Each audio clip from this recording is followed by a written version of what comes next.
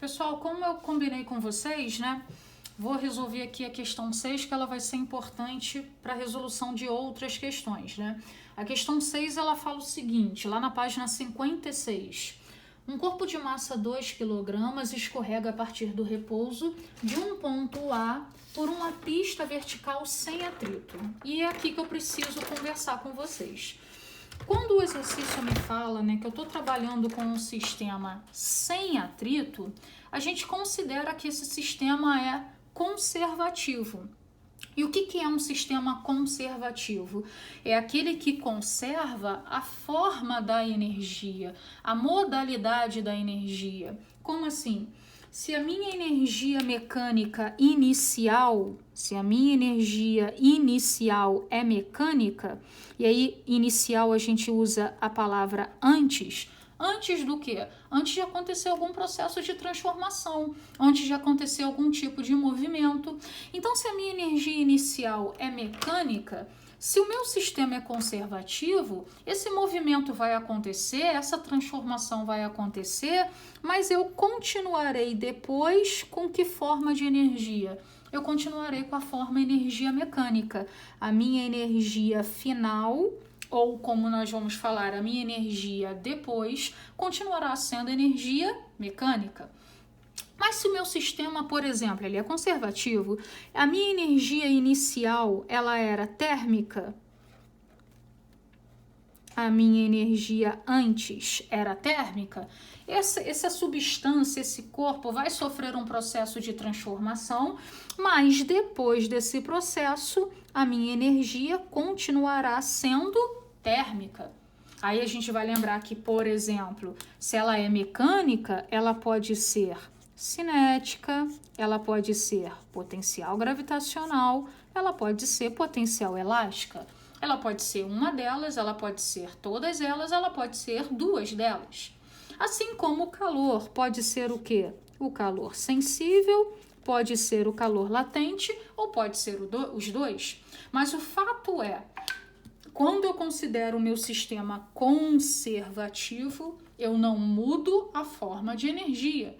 Então, por exemplo, se eu começo com energia elétrica, antes, o meu sistema poderá sofrer um processo de transformação e depois dessa transformação, a forma de energia continua sendo elétrica. Então, o meu sistema é considerado conservativo.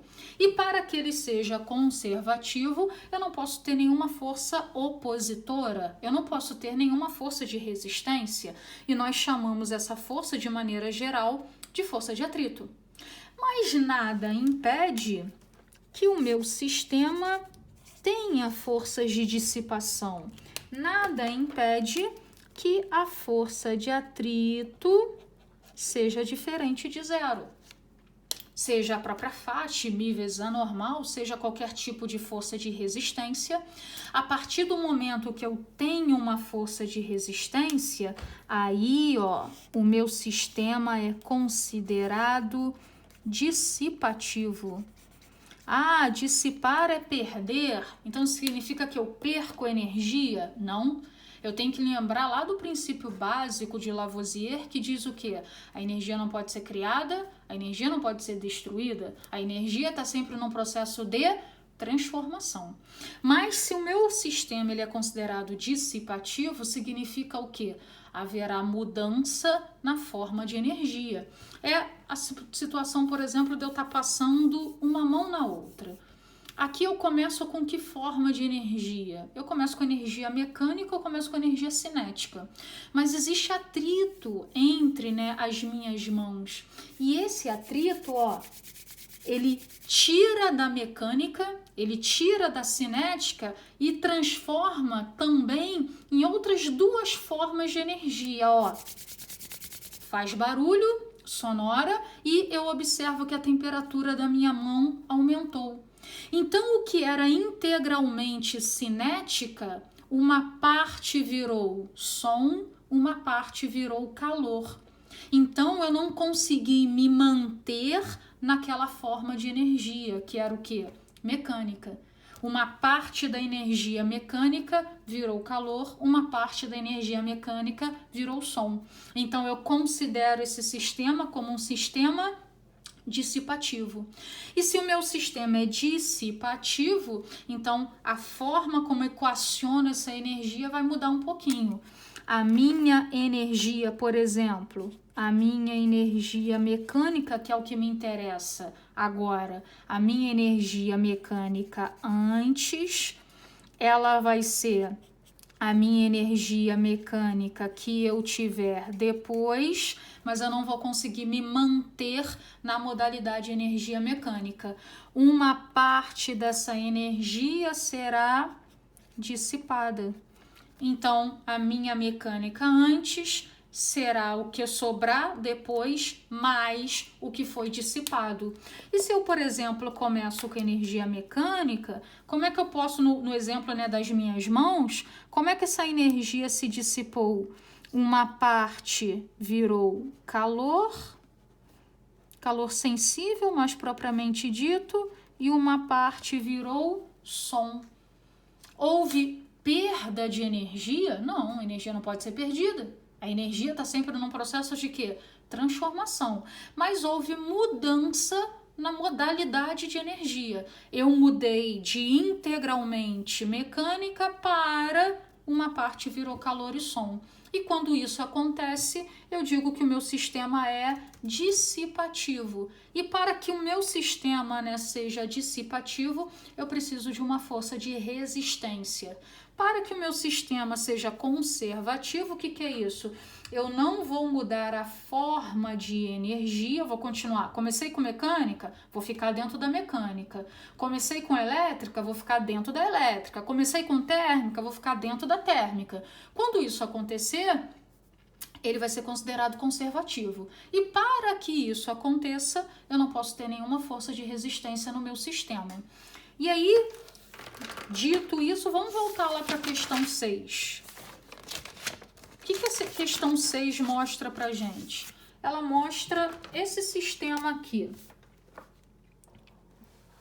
Basicamente, eu tenho aqui no final do meu sistema, eu tenho uma mola e eu tenho aqui um corpo que, de acordo com o exercício, parte do ponto A e esse corpo está a uma altura, de acordo com o exercício, de 1,8 metros.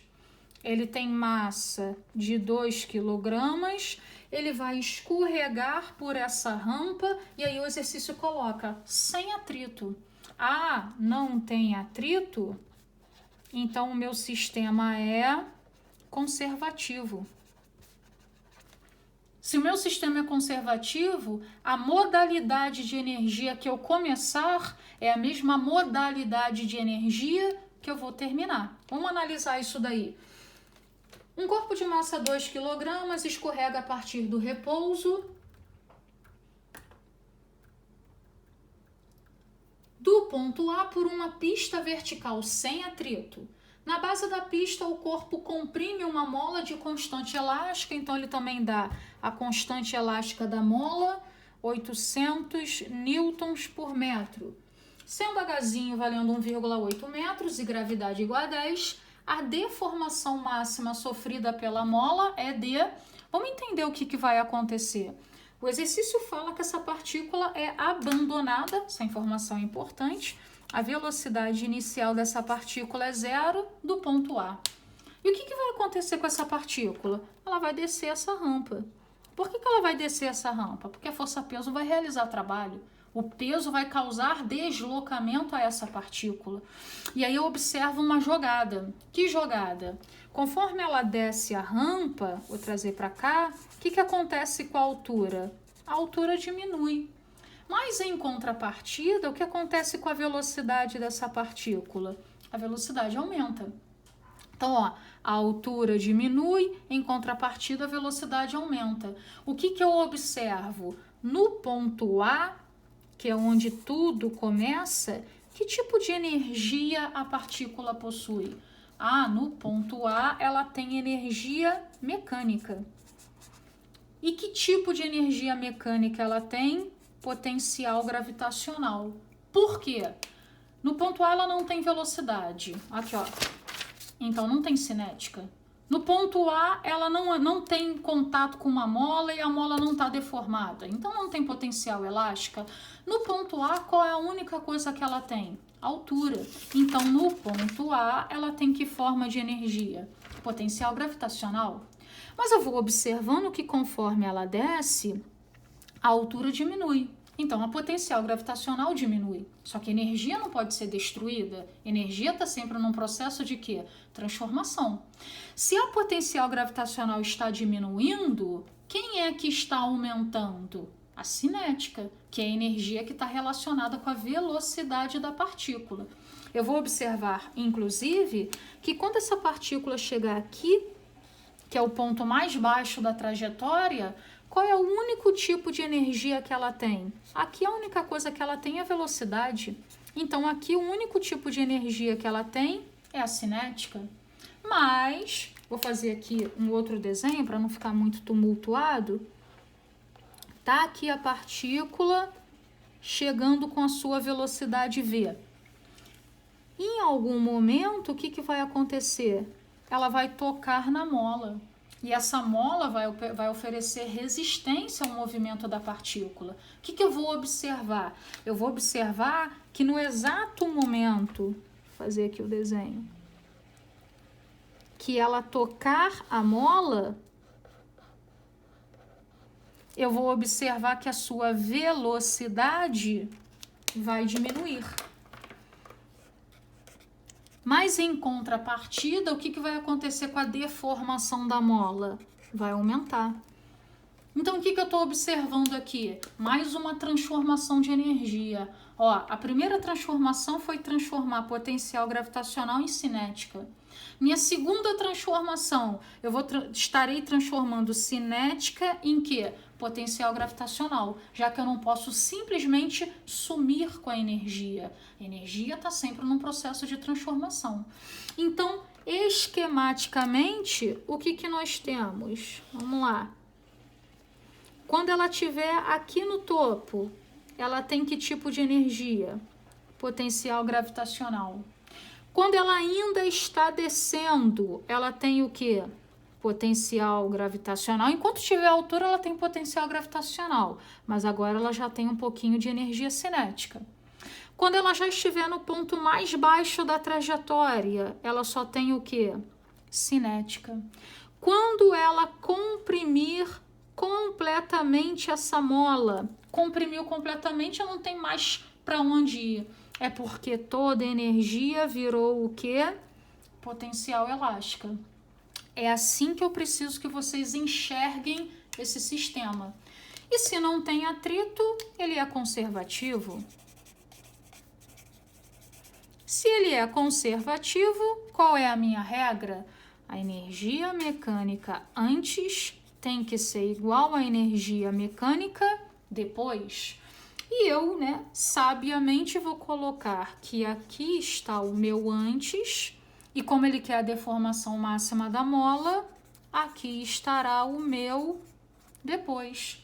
E o que aconteceu entre o antes e o depois? Eu não vou analisar, e nem preciso, não teve perda de energia, não teve troca de modalidade.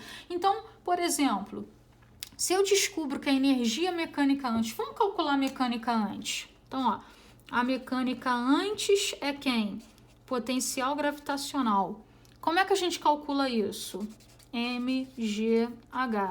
Vamos lá. Massa vale quanto? 2. Gravidade 10. Altura 1,8. Então, eu vou descobrir que a minha energia mecânica antes vale quanto? 36 joules. 18 vezes 2, 36. Então, o que significa isso? Bom, quando ele estava... Deixa eu trocar aqui de cor.